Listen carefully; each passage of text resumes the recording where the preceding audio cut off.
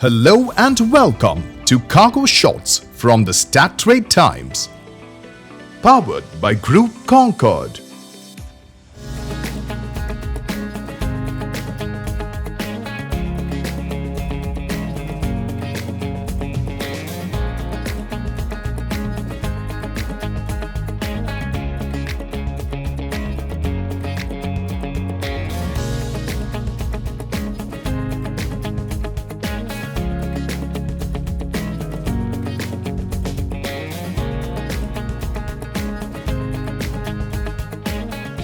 Here's our pick of the best news shots that made the headlines this week.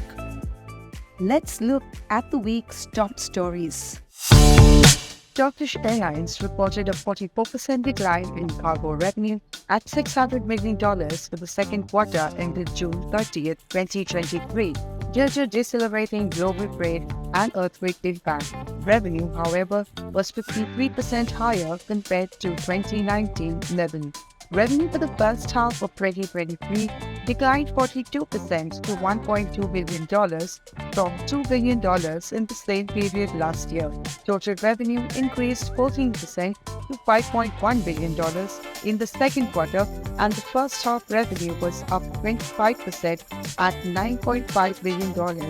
Net income increased 10% to $635 million in the second quarter and 18% to $868 million in the first half of the year. Cathay Pacific reported a 12% decline in cargo revenue in the first half of 2023 to $1.4 billion compared with the same period in 2022, reflecting a weaker global market for air cargo. Capacity measured in available cargo ton kilometers increased by 117.6%. Traffic measured in cargo revenue ton kilometers increased by 83%. Total tonnage increased by 24% to 651,000 tons. Load factor was 63.8% compared with 75.8% in the first half of 2022 and yield decreased by 52%. The group is anticipating a continued solid performance through the second half of 2023 with some tonnage improvement towards the end of the third quarter, the traditional peak period. UPS second quarter 2023 consolidated revenue declined 11% to $22.1 billion and consolidated operating profit was down 21% to $2.8 billion.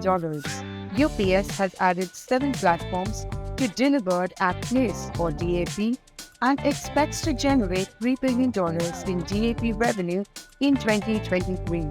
UPS is expecting to generate $10 billion in healthcare revenue in 2023.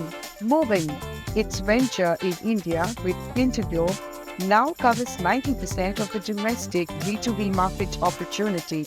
UPS Healthcare announced the expansion of UPS Premier service to India, with customers having access to first-in, first-off prioritization, built-in service recovery features, and 24/7 control tower monitoring.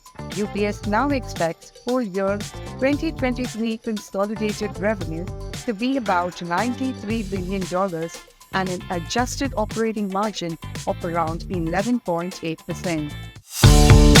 Aviation consultancy IATA has indicated signals of potential oversupply of Boeing 737-800 passenger-to-freighter or P2F aircraft, with 60 conversions forecast for this year alone.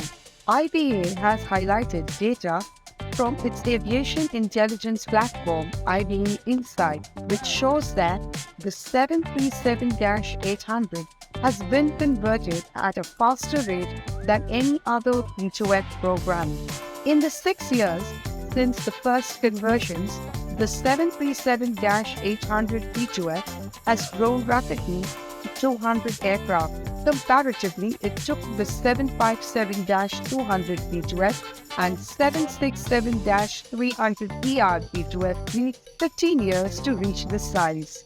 In the wide-body market, Boeing 767-300ER conversions continue to outpace A330-300s, which IATA Insight forecasts to be 30 and 7 respectively in 2023.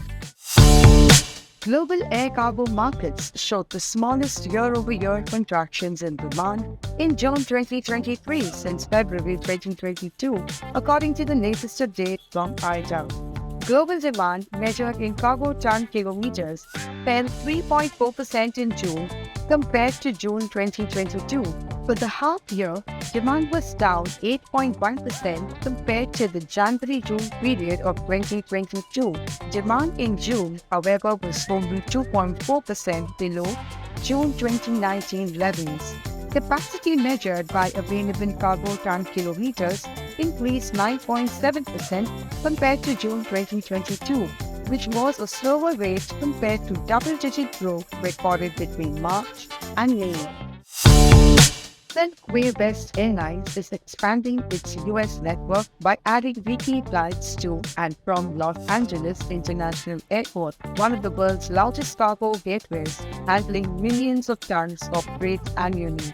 The airline will transport a wide range of general cargo, perishables, oversized and e-commerce goods on the route.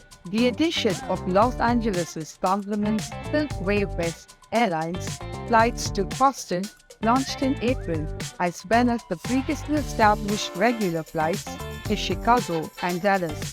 West Airlines operates across the globe via its fleet of 12 dedicated Boeing 747-8F and 747-400F aircraft based at Hyder Aliyev International Airport in Baku, the capital and commercial hub of Azerbaijan. Before we end the episode, let's look at the top stories from the August edition of the Strat Times. In the cover story, we look at electronic bookings of air cargo and the transformations they are bringing to the industry.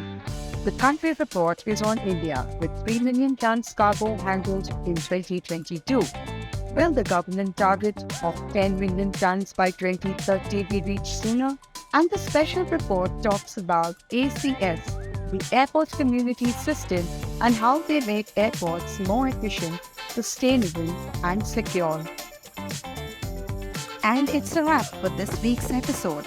You can read more on all of these stories at stattimes.com. Make sure to check back next Friday for the news that you need to know to end the week. Wishing you a great weekend ahead, and do take good care.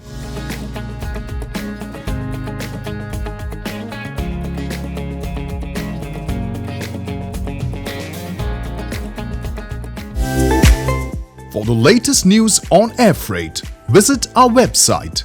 Follow us on Twitter, LinkedIn, Facebook, Instagram, and subscribe to our weekly newsletter. Give our YouTube channel a visit and subscribe to access our past webinars and virtual conferences and access exclusive one-on-one interviews with global logistics leaders. Thank you for tuning in to Cargo Shots by the Strat Times, powered by Group Concorde. See you next week with a fresh roundup of cargo news makers.